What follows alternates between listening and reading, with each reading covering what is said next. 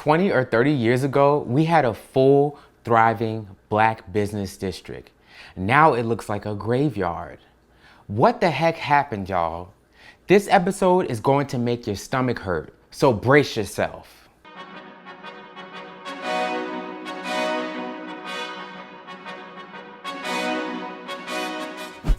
I recently covered the top 5 wealthiest black cities before integration. Number 5 was Haiti, North Carolina. 4 was Jackson Ward in Richmond, Virginia. Number 3 being Bronzeville in Chicago, Illinois. 2 was Sweet Auburn in Atlanta, Georgia. And number 1, of course, Tulsa, Oklahoma. Those are just the top 5. We also had thriving communities in Jacksonville, Florida, Pensacola, Florida, New Orleans, Louisiana, Galveston, Texas, Tuskegee, Alabama, Chattanooga, Tennessee. That's not all, but you get the point. We were doing well. Then here comes integration, the 1964 Civil Rights Act. And you would think this would be the best thing to happen for us because now our communities will have more customers and will be able to do business with the white American population. But unfortunately, this is not what happened. Let's talk about what did happen. My family started the Pilgrim Life Insurance Company in Georgia during the Reconstruction era. The story goes, Solomon W. Walker, a black grocery delivery boy in his late teens, had the idea of starting an insurance company after repeatedly crossing paths with a white insurance salesman while making his deliveries. Walker envisioned creating a benevolent society, a group organized to collect small sums of money from its members with the understanding that upon the death of a member, there would be the funds for his burial. The cost for a benevolent society charter was $25, but Walker only had $2.50. To raise the remaining funds, Walker enlisted the help of 3 other young black men: Thomas Walker, his teenage brother, Walter Spurgeon Hornsby, his 16-year-old cousin, and James Collier, a former classmate.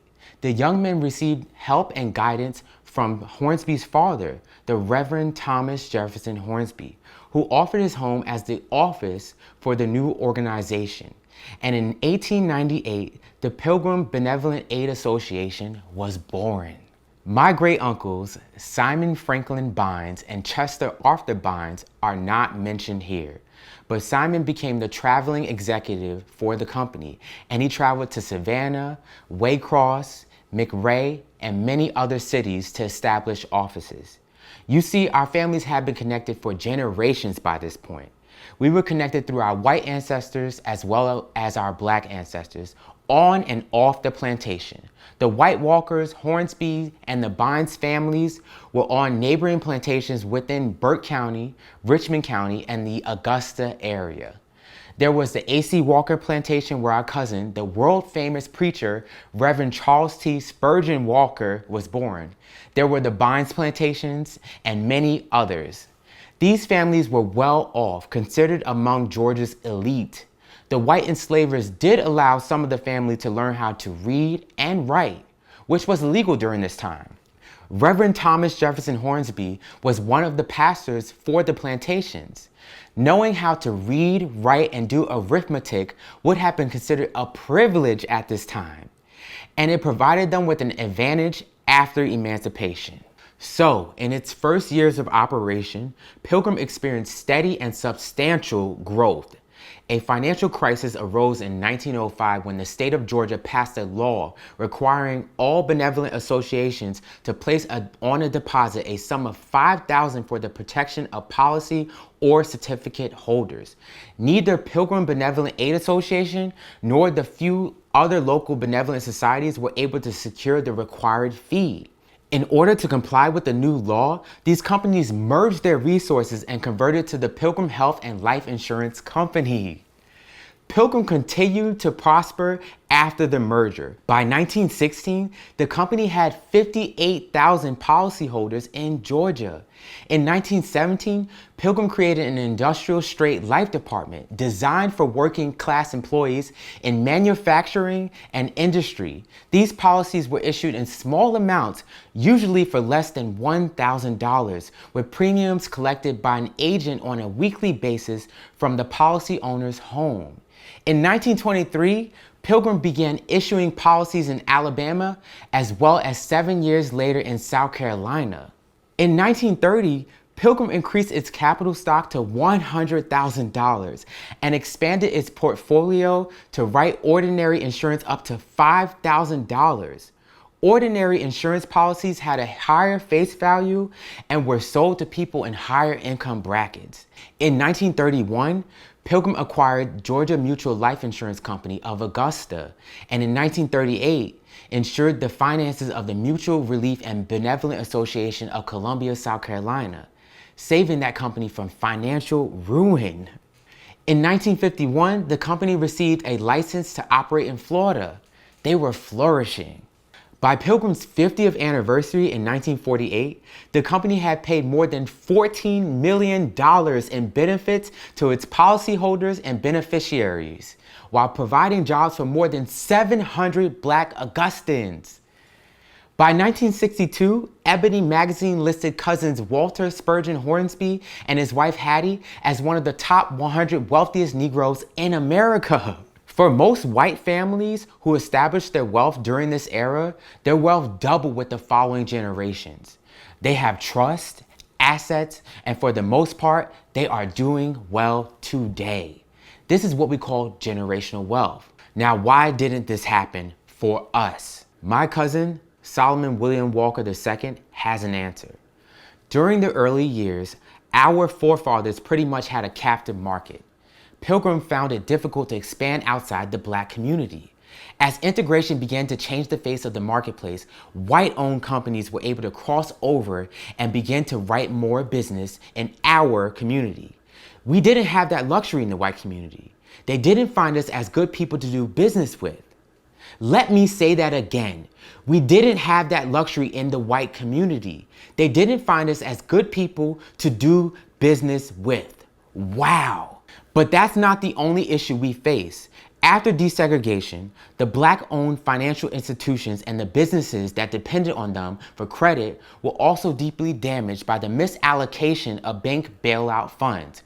Referring to the government's Troubled Asset Relief Program, TARP, former Atlanta banker George Andrews says, if there were ever a crime committed to our community, it was the way the government handled TARP funds.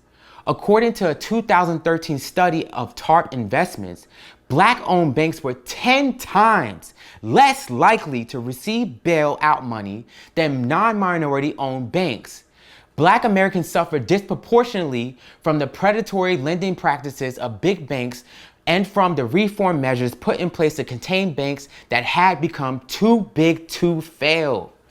But wait, I have some more facts to share. A closer look at the numbers, however, reveals that these pioneering companies are the exception to a far more alarming trend. The last 30 years also have brought the wholesale collapse of Black-owned independent businesses and financial institutions that once anchored Black communities across the country. In 1985, 60 Black-owned banks were providing financial services to their communities. Today, just 23 remain. In 11 states that headquartered Black-owned banks in 1994, not a single one is still in business. Of the 50 Black-owned insurance companies that operated during the 1980s, today, just 2 remain. Over the same period, tens of thousands of Black-owned retail establishments and local service companies also have disappeared, have gone out of business, or have been acquired by larger companies. Reflecting these developments, working-age Black Americans have become far less likely to be their own boss than in the 1990s. The per capita number of Black employers, for example, declined by 12% just between 1997 and 2014. Bruce Llewellyn, who owned supermarkets in the Bronx, New York, grew into the nation's largest minority-owned retail business. But by the 1990s, a retreat from antitrust enforcement and other fair trade laws permitted a few giant corporations like Walmart to engage in anti-competitive behaviors that in previous decades would have resulted in civil and criminal prosecution. These included undermining the pricing power of suppliers and loss leading, or the practice of selling below cost in order to drive competitors out of business. In 1999, Llewellyn sold his last remaining stores to the Dayton Hudson Corporation, now known as the Target Corporation. Throughout the South, Black Americans tried to cope with conditions created by the loss of Black educators. The Alabama League for the Advancement of Education noted that when large-scale desegregation began, the number of Black principals dropped from 620 to 362. The number of white principals dropped also, but overall, the percentage of Black principals fell from 35 in 1966 to 25 in 1970. Also, while the hiring of new white principals had remained fairly constant, the hiring of new Black principals has dropped to almost none. If the trend continues, within 2 years, there will be no Black principals. This trend, this decline, can be applied to every industry when integration came about. Unfortunately, Pilgrim Life couldn't stay afloat in the tumultuous American market. It was purchased by the Atlanta Life Insurance Company in 1990. The Herndon family started the company around the same period Pilgrim Life was founded. Norris Herndon was the richest Negro in America when the 1962 Ebony magazine list was released. His net worth was approximately $500 million today. Because he was a private man, he was not included on that list. My great-grandparents have always said, the devil you know is better than the devil you don't. When I heard this line in Sinners, I knew this must have been the sentiment of many Black Americans. Terrorist attacks against the community in the South and in the North, really everywhere you went. But at least down South, they knew the enemy that they were raised around. They were completely blindsided by the new enemy in uncharted territories.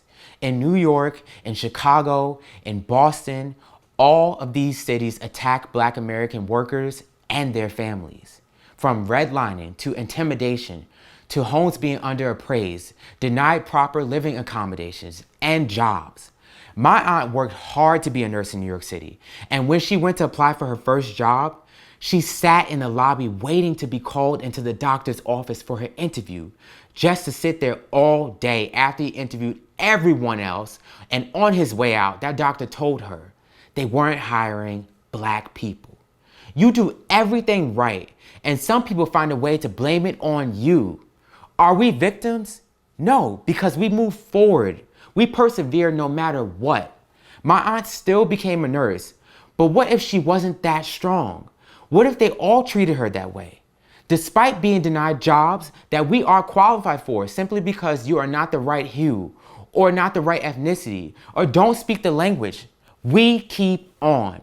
Calling injustice out isn't victimhood. It shows intelligence, strength, and the courage to be disliked. In many ways, integration was a wolf in sheep's clothing.